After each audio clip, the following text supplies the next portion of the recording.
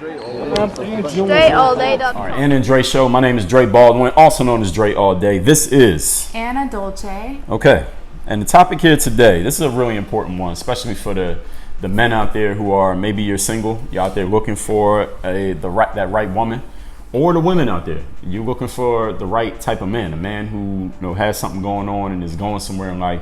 The topic is being a person of substance, and I want to talk about this from the female perspective, like not just a person of substance in general, but females. How can you be a person of substance? And men, how do you find a woman who is of some substance?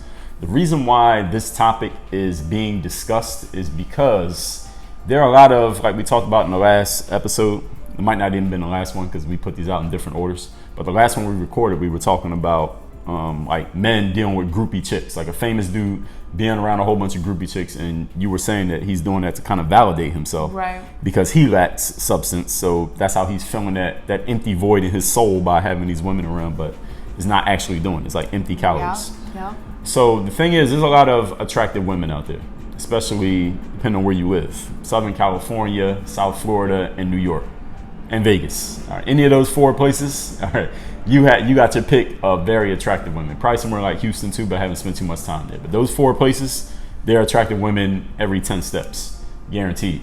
So how do you discern? What we want to help men do here today is discern the women of substance from just the pretty faces and the fat asses and the nice chests and all of that. And for the women out there, how do you become a woman of substance?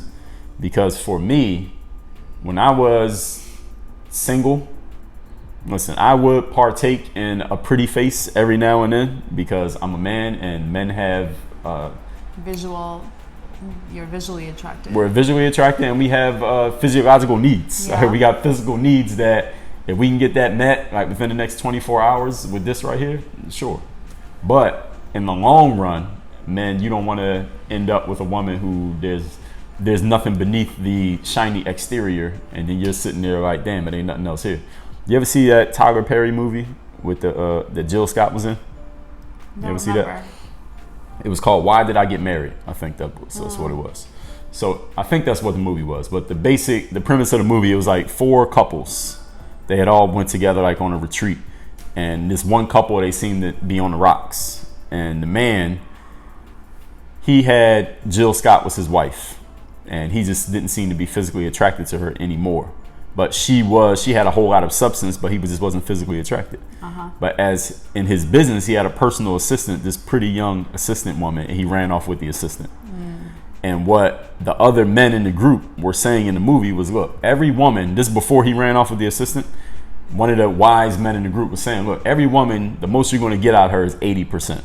80% of everything that you want is the most you're going to get out of any one person. Nobody's going to be 100% perfect. I think I remember this movie now. Right, so that's what he was saying. And the dude who ended up leaving his wife, his woman was giving him 80%, but the 20 that was missing was the physical attraction. So because he wasn't feeling the physical attraction, he went with the assistant who was only given 20%, which was the physical attraction, but she was missing the other 80. She didn't have any substance. She just looked good. So then later on in the movie, after dude leaves his wife, he's with the assistant chick. He's like, yo, she don't do anything. He met with the men. He was like, yo, she don't do nothing. She don't cook. She don't clean. She don't do laundry. She's pretty, but she don't do anything else. And he realized his mistake. And then he saw his ex-wife, and she had actually gotten in better shape. She had lost some weight. She was starting to look better. And he was trying to get back with her, but she was like, nah, you left me, and now you got this 20% chick. Now you got to stay with her. So anyway, I'm saying all of that to say this. How do you men find that woman who is as close to that 20, 80%, 100% if you can, that you can, so that is physically attractive and there's something up here, in between the ears that even when, because look, first of all, when let's say everybody gets old at some point, now everybody's not going to be a young, beautiful person for the rest of their lives, right? No matter how much. Besides me, I'm always going to be young and beautiful. No matter how much time and money you spend at the doctor, at some point everything starts to go down towards the gravity starts to work on you, right? And I'm gonna keep it real with any man or woman, and you're a woman, so you can speak to this, but I think any man, no matter how attractive a woman is, after you then been with her a certain amount of times is not that exciting just by looking at her. That you can't just go off that forever. Right. You agree to that? Yeah. Same thing with a woman with a man. Same thing with a woman, yeah. Right. So you can't just go off that forever. So what else is there? Is there anything else to that relationship besides damn he's hot or damn she's hot? You know? Yeah. You got to have something more than that. There has to be, yeah. Right. So, and when I just say a woman of substance, what does that mean to you? I guess a woman of substance is someone who knows themselves. Someone is not just reacting to life from their like automatic responses, right? Is not automatically reacting to life. Someone that has like some kind of self-governance, self-control, and self-awareness, and someone who knows who they are and can, they have some depth. Like they might not know everything about everything, but they're curious. You can have a conversation with them. They have something to talk about, right? They are a thinker. They're not just living this day-to-day life, like a routine of life, or they're not just doing the day-to-day things, but they have something else that they look forward to, something else that they're interested in. Even if they have a boring job or some kind of a issue at home or whatever, they're always looking like, okay, where else can I go? What else can I do? They're progressive, right? To me, that's what substance means. Like there is depth to them. Right. They're not just this surface person, like goes to work, comes home, drinks a beer, watches TV. Like these regular type of dudes and regular type of chicks is like what no substance means to me. And they shop at the same place, they do the same things, their weddings are the same, they wear Uggs and they get, Starbucks lattes, the same freaking pumpkin spice latte. It's like being basic chick, like basic. They're not basic. They have depth. They have their own interests. They're how do you say that? Quirky. Yeah. Even so. So for me, looking for a woman of substance, like I know that I'm a person of substance. I know that I think I look good physically, but I think I have something to offer intellectually to a conversation. So I want to be with a person who is the same way. Like I've met a lot of really attractive women, but not all of them are women of substance. But one way that I know that Anna is a woman of substance is because I will see that a man could walk by and see you and he'll look. So he sees that there's a physical attraction. But I also noticed that once a man gets to have a conversation with you, he gets even more interested. Right. And he wants to have more conversation and stay connected, even if it's not on the intimate level.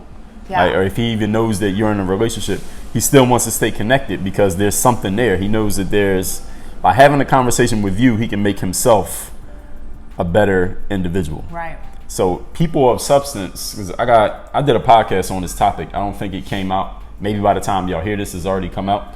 My podcast is called Work on Your Game, by the way. But I want to give this definition. But before I do that, I want to let you elaborate on did you strategically try to become a person of substance? Do you ever really think about that? Has anybody ever talked to you about that? Has any man ever said to you, like, man, I just want to hang with you and be around you because I know talking to you is helping me? Like, what is it with you? Did you try to do that, or is it something that just happened and you realized it one day? I don't think I thought about it. I think it's just part of it is nurture and big part of it is nature. And then like, what am I curious about? Like what I've been, I don't know. I think it comes from, it's like a collaboration of different things, where I grew up, how I grew up, who my parents were, what were my influences in life, in early life, and who did I become through it is just kind of coming from that. So I think it's kind of like class, right? We were talking about class before, we've talked about it before, and it's like class is like something you're not, either you have it or you don't. Like you can't teach, you can teach someone, but you can't really change who they are on the inside. You can teach them manners, but you can't really teach them class, because class is more like how you think. It's a mindset, it's a way of being, and you can't teach someone how to be. They can teach themselves how to be, but you can't insert it into people, right? So I think the same way with me, like it's just who I've become based on my early life and my influences and how I grew up. And I grew up in a very unique environment where it was kind of a very old world, I have a lot of old world influences. People, culture, nature, everything that was around me. It was very old world. Some of them were very, very primitive, but some of them were very worldly. And like, for instance, we always had a white tablecloth at our dinner table, but we might have not had the fanciest food. We might have eaten like really crappy food, like spaghetti every night, but we would have the proper setup, and it would be like, we would even have like music playing in the background if there was electricity. I like that. You know what I mean? Yeah. There was some kind of, like, everything could have been chaotic, but there was some kind of a divine order that we always had in the house with my mom, where certain things were not compromised. And those were more non-material things, right? So I don't know, it's just, they don't make them like me anymore. So for a man, because the thing is, for a man who is looking for a woman of substance, it's a challenge. It takes a little bit of discipline to get with a woman of substance, because a man who has anything going for him, and when I say going for him, that means a man who is either physically attractive, has a good career, has some material possessions, is in some way publicly known for his success, or any combination of the above. Yeah. He could get any kind of woman if he wants to. Right. Like, he could go get a groupie chick. He can go get a chick that looks really good, but is really nothing in their head. Right. He could get a woman of substance, but it's going to take him a little bit of time. You got to put some, if you're a man's dealing with a woman of substance, you got to put some time in to that. Right. Like, you can't, a woman of substance, you're probably not going to sleep with in the first week. Probably not. Like Jay-Z had a song called Bitches and Sisters. You ever heard that song? This is from like the Blueprint 2. He was like, he said, sisters give up the ass, bitches give up the ass, but sisters do it slow and bitches do it fast. And the whole thing is like, yeah, you can have sex with a woman of substance, but you're gonna put some time into that relationship. It ain't gonna be like no overnight thing. Right. Whereas there are women out there that you could go get and you can do what you need to do tonight. And for the man of substance, then the question is, I want you to answer, let's say you were coaching a man, how does he develop the discipline to decide to put time into a woman of substance that he might spend time with her for 3 months before she even lets him stay the night at her house, as opposed to the woman he can meet at the club who will come home with him today? How does he develop the discipline to pick that one over this one, if he says that's where he wants to get to? Well, stop lying to yourself, because if you don't have the discipline, that means you're not ready for it. And you have not practiced delayed gratification, because you still have the immediate urge. And unless you tame the immediate urge, people want to either move away from something or move towards something, right? So you have to figure out like where you at. And sometimes you don't have to make that choice. Maybe you need to be where you are right now, because maybe you really don't want it. Maybe it's someone else's idea that you should be with a different kind of woman. Maybe it's not your idea, first of all. Maybe your friends are telling you, or maybe if you start telling yourself, like, I need to be spending time with a different kind of woman, like, it comes from your values. What do you value most right now? If you're valuing the fast thing, then be there until you don't value it anymore. When you stop valuing the fast thing, you're gonna develop discipline on your own. But you can't like force yourself to be disciplined. That means you're always gonna feel like you're missing out on something. As long as you feel like you're missing out on the fast thing, you're not going to have the patience to wait and nurture a different kind of relationship, right? You have to be like out of that mental phase of thinking like, I need that. Right. So I think that's where you would start. And you would also start by like, number one is values. Like, what do you value most? What's most important to you? You have to know that about yourself. You can't just keep telling yourself, I need to do this, I need to do that. Ask yourself, why am I not doing it? Because you value something else more. So I was on Quora when I did this podcast episode on substance. The definition that someone gave of substance, I like this. I'm gonna give theirs and mine. Theirs is someone who strives to live a life that means something and who chooses to participate rather than be a spectator in life in order to be part of the solution as opposed to part of the problem. My definition of a person of substance is very simple. A person who makes a room better just by being in a room, no matter what room they're in. That's a good one. And I've seen you in action with men who not even romantically interested in you, but just like they just wanted to be around you because they knew that they could get some value just by being next to you. Do you remember we went to a wedding in my hometown of Philadelphia a couple years ago? You already know what I'm talking about. There's only one situation that happened. So we had a wedding in Philly, my hometown. One of my mans is getting married. I was not in the wedding, but we were at the wedding. And we got sat at a certain table. And there was a couple next to us. Interracial couple. Black dude, white girl. She's American white dude. American white girl. Black dude. Yeah.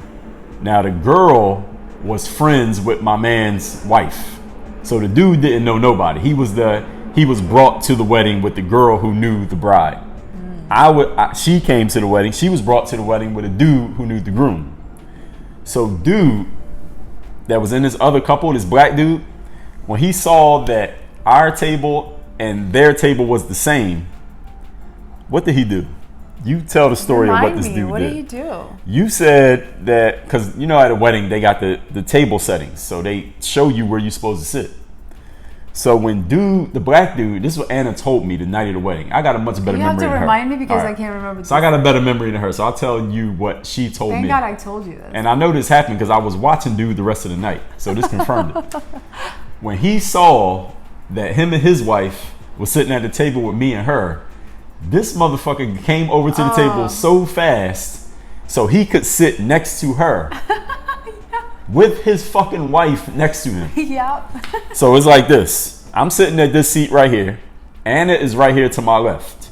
There's an empty seat. There's 2 empty seats to her left for the couple, the black dude, the white girl. Instead of letting the girl sit next to the girl, he sat next to her so he could talk to her during the fucking wedding reception with his wife on the other side of him. Is this true or not true? That is absolutely true. Did that happen? Yes. I have pictures to prove it. This motherfucker, in front of his fucking wife, yo. It ain't like he was trying to talk to her. It wasn't even like he was hitting on you. No, but he was trying. He was trying to be as discreet as he could be. He just couldn't be discreet because his wife was right there. But anytime she stepped away or you stepped away and he had a chance to do something, he was doing it. What was he doing? Whether it was like, I don't even know all this. You know, with his eyes, with his, like, he was just trying to get attention and give attention. Yeah. So I don't know this dude, and if he sees this, then fuck it, he sees it. But I'm gonna say this, and there's no disrespect at all to his wife, but I think he was looking to be physically stimulated in a way that he hadn't been since he had been married. Do you agree? I don't know. Okay, that's what I think. He said he had kids, and they said they had kids. Yeah, they had like 2 kids. They had a couple kids. They had driven like from far away to get to the wedding. Yeah. And I think this dude, ever since he had said those words, "I do," and had those kids, that he knew he was incarcerated, bound for the rest of his life. So when he had a chance to sit next to an attractive woman and talk to her, whether it be 2 hours, 3 hours, whatever it was. Yeah. He knew he had to get back in that motherfucking minivan and drive back home. Yeah. I think he just needed to milk that for whatever he could. Yeah. So she didn't really tell me about it all until after we left. Yeah. Right. She didn't tell me anything. Because I couldn't say. What was I gonna say? She didn't tell me. Right there. He was right next to me. All right. So I had conversed with the wife a little bit, like very surface conversation. I talked to dude a little bit, very surface conversation, but I couldn't really hear everything that was being said between you and him. I don't even remember. The whole time I was trying to have some kind of conversation with the wife because I knew that she was feeling it. Like, you know when your man is giving energy to someone else. He was disrespecting the shit out of his wife right in front of her. Like, even if he doesn't say anything, you know when his energy goes somewhere else, you know it as a woman. And she was sitting right next to him, and my classy ass was trying to make her feel better and let her see that I was not interested in him, and I was like trying to have this very boring conversation with her, but I was trying to make it interesting so she knew like I was on her side. That's what I was trying to do the whole entire time. And I got pictures of you and her talking to each other. Yes, we were talking. I have no idea what her name is, what we were talking about. I was just trying to make her feel good. Yeah, this dude, well, I can only imagine. And I can only imagine how she felt on the ride home after the wedding. Because when we left, they was outside. Right outside. Yeah. And I remember we was driving off. They took a picture of us. Yeah, they took a picture of us, and I remember we was driving off, and they was standing there on the curb when we drove off, and I was thinking to myself, that motherfucker's like,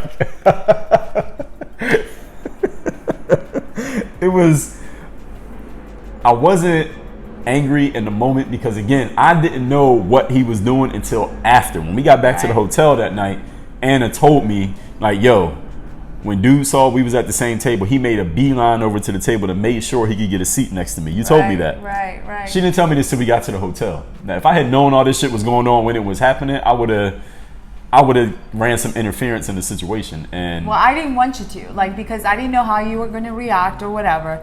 And but you know how I would have reacted. I wouldn't have reacted. I would have responded. Yes, and I didn't want any of that to happen because it was your guy's wedding. I didn't want any problems. He wasn't causing any problems. There was nothing I couldn't handle. It would have been stupid of me to say something. And you know, I had like a couple of drinks. You are not drinking, but you had like a sip because it was like his wedding. Right. But it's like I don't want any of that to happen at a wedding. Right. So I waited and told you because of that, because I didn't know how you were going to react or respond or whatever. Yeah, I wouldn't have like confronted the dude, but I would have. I didn't want you to have energy towards him, some kind of energy. Those of y'all who from the northeast part of the United States, DC, Baltimore, Philly, New York, Jersey, y'all know. You don't have to confront a dude to let him know non-verbally, like, yo, I see what it looks like you're doing, and I'm letting you know that I see it. Yeah. That's all I would have did.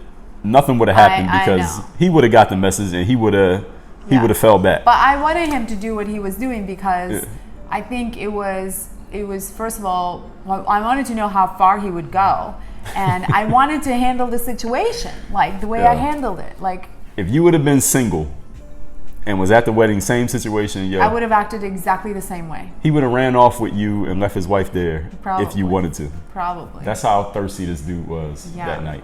Yeah. Now, I mean, this is just me looking back. When she told me what happened, and then I started rewinding how I saw he was being, I was like, yo, that was just so, the main thing that I was thinking about, that was just so disrespectful of his wife, though. Like, I can imagine just how she was feeling, them having to drive home, and just by her energy, I don't think she's the type of woman who would have said anything to him. Probably not. And she probably never said nothing. I could tell when I was talking to her, she was very suppressed. She was talking to me about her weight issues and how she didn't feel attractive and she had to squeeze into that dress, and how he wanted to move to Miami and she didn't want to move to Miami. And like, you know why he wanted to move to Miami. You know why he wanted to move to Miami and why she didn't. So it's like, it was just not. Where were they from? Like Ohio or some shit? Yeah, like some kind of from middle America somewhere. And you know, like, she's smart to stay out of Miami. Yeah, to me it was sad. It was just very sad. It was, and I could just tell by the way dude was. And then like he was this very attractive dude, but just the energy that he had. Like, how could you do that in front of your fucking wife at a wedding, though? Yeah. Like, and you got kids, and she brought you to the wedding. It ain't like you know everybody. He didn't know nobody. You're a guest. So, but now you know how like a woman can get jealous.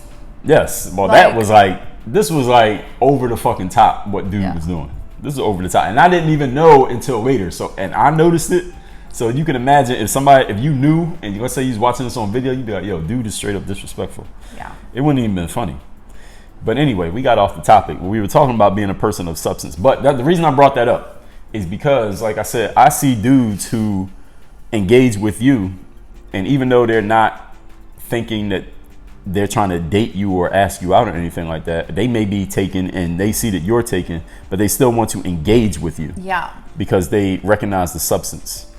What is that? What is it that you're hearing from them? What are you seeing in their response to you that shows you that the substance is there? And how can another woman replicate that? I think what's happening is what you're describing, meaning like they want more of it, even if it's not on a romantic level. Right. But honestly, like every one of them want it on a romantic level. And only reason they don't want it is when they eventually find out, like, I'm involved in a relationship. Like, I'm not looking for a relationship. Or even if I'm not involved in a relationship, there were times in my life where I was not looking for a relationship. So I would let them know, like, I'm not looking for a relationship. So any man who can spend time in the presence of an attractive woman, whether he's gonna take it anywhere or not, will do it. If he's heterosexual, I think any man would do that. Even if he has a wife, even if she got a husband, just to be around it, there's a certain energy that comes with it that I think a man just wants. It's a sense of being alive. Like, exactly. Like you still got it. Exactly. You know what I mean? That's why people cheat. They don't cheat because they're not happy at home or something is wrong necessarily, but they cheat because they've gotten themselves in a rut. And they want to venture out. And it's not because their partner sucks necessarily. Sometimes the partner sucks, but sometimes it's just about you. You know, do you get yourself in a rut in every other way where you have to now go outside of your relationship and look for something else because you don't feel alive anymore? People cheat because of that, because they want the excitement, not because of anything else. Largely, that's why people cheat. But your question was, why do these men want to why do you feel why are they so interested in continuing to engage with you? I think it's also like they see the substance, and they also, like, I make them feel important. Like, I make them feel important, like they matter. I think it's just my way of, like, communicating with people where, they see the substance, but they feel like they matter in my presence. So I believe that any room I enter is better because of it. I've been specifically told that with, like, verbatim. Like, I've been told that so many times, like, you know, when you leave the room, we miss you in the room. Like, you should be in the room. I was told that several times in my life. So I think that's because of how people feel when they're in your presence. It's not about you, it's how they feel in your presence. It's about them. So that's the definition of substance right there, is that if you want to be a person of substance, you need to be an individual that when you're around, things are better than when you're not around. If things get better when you leave the room, then there's a problem. You need to fix something or find a different room. Right. And I would say that when, men are very visually attracted, your erection is spontaneous, where for women, you have spontaneous erections, and women, we are cerebrally activated, right? We have, we become frisky or aroused when we are attracted to someone's mind or how we're feeling in the moment. So we are not spontaneously aroused. You are. But at the same time, when these men, in my experience, when they experience me on another level, like in a conversation, right? They are even more aroused because, she's got the looks and everything else, but when the conversation is flowing and when they see that you have substance, now they're like dead. They're like, okay, I have to have her because she's the full package. Like, I can't even believe, why are you single? Like, all my life, people are asking me, like, okay, how are you single when I was single? Or if they don't know I'm in a relationship, they're like, why do you not have a man with you right now? Like, why are you walking around the streets alone? They're like baffled that I don't have like this freaking bodyguard next to me all the time. I mean, that's kind of like a primitive thinking, but the point is, like, they just can't imagine their lives without you when they see that you don't just have the looks, but you also have the substance, and you make them feel like they matter. It's like, it's what everybody wants. So how does a man become the type of guy who can attract a woman of substance, who's not only physically attractive, but has that intellectual fortitude? I think you have to be one, right? You don't get the woman of substance, you have to become a man of substance, and then you will find her, she will find you, whatever. She will show up in your life somehow. But you have to, if you are not a man of substance yourself, she might pass right by you, you're not going to recognize her because you're not going to be exploring people. Like, you're not going to be looking for it. So the universe gives you who you are, not what you want, because who you are is determining how you are navigating in the world, right? What signals are you sending out? What people are you talking to? What questions are you asking? What are you curious about? And all those things come from how you think and who you are.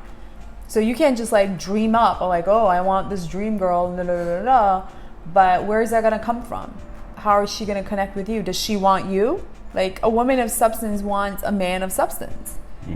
Otherwise, she's gonna feel empty. She's not gonna stay around. So you have to become one. That's the only way. And a woman of substance, or let's say a woman who is, let's say she's a really attractive woman physically. So that part is done, check. But she wants to become a woman of substance so that men, like maybe you've experienced this, or maybe you know someone who experienced that, they're always looked at as just a pretty face or just a nice body, and men are like objectifying them, like we talked about in an earlier video. But they want to be seen as a person of substance, not just a woman who is, you know, a set of breasts or an ass or nice legs or a pretty face. How does a woman establish herself as a woman of substance, not just an attractive, physically attractive woman? I think the first way is probably to stop proving yourself. Because as What soon does as that mean? stop proving yourself, like, oh, I'm not just a pretty face or a pretty body or whatever. Because if you keep trying to prove yourself, then you're proving that you're not it. So you have to become comfortable with how the world sees you right now for you to like let go of that self-judgment of yourself. Because if you are taking their judgment and applying to yourself, and that's probably holding you back from becoming a woman of substance, because you're not exploring anything any further. You're just ruminating and you are beating yourself up because, oh, this is how the world sees me. So sad, blah, blah, blah, blah. Maybe I'm never going to become anything. So you have to first let go of the judgment that the world has around you, about you. And then start working on yourself. Start doing things that are of substance. Start, doing things. And exploring yourself. Like, how did I get here? Like, who am I? What's the definition of substance to you? Like, if you're asking questions, you'll find the answers. But I think you start from no judgment. Okay. Like, you don't need to prove anything to anyone. And if the world thinks like you're just a pretty this or pretty that, so what? So what? There are plenty of people who are perceived that way, but they have interesting lives that nobody really knows about. So three key takeaways that in my podcast I said about being a person of substance. This is for anybody. Number one, keep learning, because none of us is a finished product. So that means read, study, converse with people who you can learn from, and you can get this whole thing on the Working Your Game podcast. Number two, have somewhere to go, meaning have goals, something that you're working towards, have a purpose. Anybody who becomes somebody of substance in life is doing life on purpose. On purpose. You have a purpose that you're on. And number three, you have symbiotic relationships with other people of substance. So if you want to meet people of substance, all you got to do is meet one, and I guarantee you they'll have friends. Because people of substance, like they say, birds of a feather flock together. You attract the people who you are like. The law of attraction, you become the average of the people you spend the most time with. So if you want to be a person of substance, you become one. And when you meet other people of substance, they will know other people of substance that they can connect you to. There's always a whole network of them out there. And a person of substance will always recommend you to other people of substance. And when you meet somebody and then you meet their friends, let's say you meet a person and all their friends are like kind of like clowns and not going anywhere, and you're like, how is this possible? It's probably because the person that you met may not be as of much substance as you thought they were. Right. It might be a little bit of fool's gold. Yeah, might be some fool's gold. And the last thing is, if you are a person of substance or you plan on being one, you must offer substance to other people. And this is one of the things that I think is a key thing with you. Like you said, you make people feel important. That is substance. That matters to people, because a lot of people walk around this world feeling invisible, because everybody's trying to be somebody these days. Everybody's building a brand. Everybody got, they got their YouTube channel. Everybody got their podcast and they're selling their merch, and everybody's trying to be somebody. Right. So when any one of us finally stops trying to be somebody ourselves and we put our energy into another person, they're like, oh shit, somebody's actually paying attention to me, not just talking through me or talking at me. That is substance. That matters to people. So just listening to people, actually paying real attention to another person, is a way of being a person of substance. That's a simple thing that anybody can do, isn't it? Totally. Isn't that easy? Agreed. And a person of substance will always encourage you to continue building your own substance. So they're the type of people who will ask you, yo, what are you working on right now? Like, what's the next project you're doing? What books are you reading right now? What's the last thing that you learned? Like, where are you going? What's your plans for next year? What do you got that's coming up on the horizon? What's the next thing that you're doing? A person of substance They are thinking like that about their own lives, and they want to be around people who are thinking the same way. So if you can follow those points, you can make yourself into a person of substance. And if you check yourself right now against those points, you will know if your ass is a person of substance right now or if you are not. So Anna, any closing thoughts on being a person of substance before we wrap this up? No, I guess just self-awareness, right? You know, you have to discover why you are the way you are, and then you can change. Otherwise, you can't. So just determine that. Just figure yourself out where you are right now. How did you get there? What brought you there? And that's going to require some digging in your past to figure out why you think the way you think. And then from that space, like Carl Rogers says, from that space you can change. You can't change if you just doing all the things that you just told them. Yeah, you can't just do them. You have to go deeper than that, right? You have to know how you got here, and then you can go another route. All right, so that's that. So I'm gonna give you the logical, in your face points of the things that need to happen, and she's gonna take you to the level. She's gonna give you the level deeper to what you need to actually do. So I'm gonna teach you how to swim on the surface of the water, and she's gonna teach you how to scuba dive and see what's at the bottom of the ocean. That's the way it is. So this is the Anna and Dre show, perfect combination. My name is Dre Baldwin, also known as Dre All Day, and this. I'm Anna Dolce. Where can they find you? AnnaDolce.com or Instagram Anna_Dolce. And that's that. You can find me right here. These are soft too. On my thigh. Yes. And other places as well. But work on your game. Yeah, let's turn the camera off first.